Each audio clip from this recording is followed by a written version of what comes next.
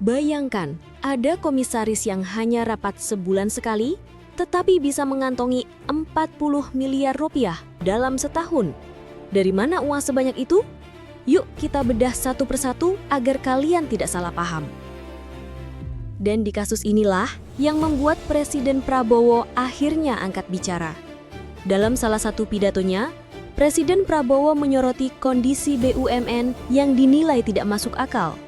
Ada perusahaan yang merugi, tetapi komisarisnya terlalu banyak jumlahnya.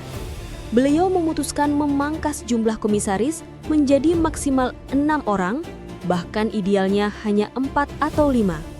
Lebih jauh, Prabowo menyinggung soal tantiem.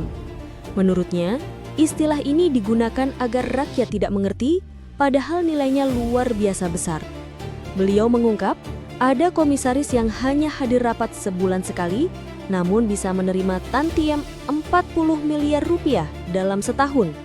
Dengan tegas, Prabowo menyatakan, kalau perusahaan rugi, jangan ada tantiem. Kalau komisaris atau direksi keberatan, silahkan mundur. Pernyataan ini tentu membuat kita bertanya-tanya, apa sebenarnya tantiem itu? Oke, kita bahas satu persatu dulu biar kalian paham. Dari mulai gaji, tunjangan, bonus, dan tantiem itu sendiri. Mari kita mulai dari gaji. Gaji adalah penghasilan tetap bulanan, semacam bayaran pokok atas pekerjaan. Kemudian ada tunjangan, tambahan di luar gaji, misalnya tunjangan rumah, transportasi, atau kesehatan. Lalu ada bonus yang diberikan jika target perusahaan tercapai, biasanya tahunan. Dan terakhir, tantiem. Inilah yang jadi sorotan. Tantiem adalah imbalan khusus bagi jajaran direksi dan komisaris.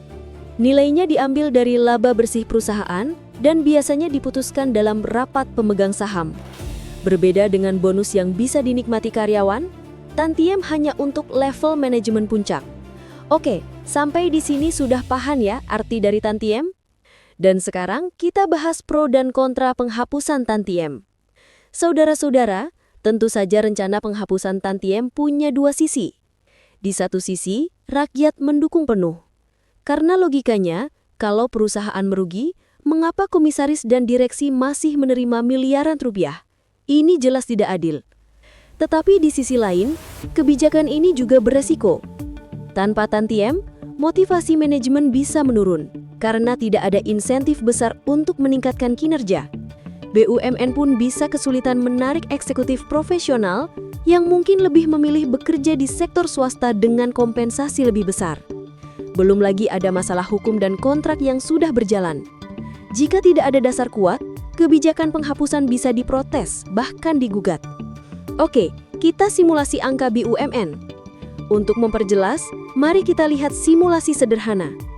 Seorang direktur utama BUMN bisa menerima gaji pokok 200 juta rupiah per bulan. Dalam setahun, itu berarti 2,4 miliar rupiah. Selain itu, ada tunjangan rumah 50 juta per bulan atau 600 juta per tahun.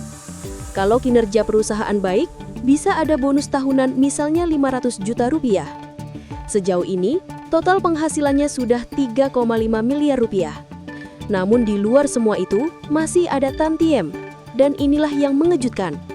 Nilainya bisa mencapai 20 miliar, bahkan hingga 40 miliar rupiah per tahun.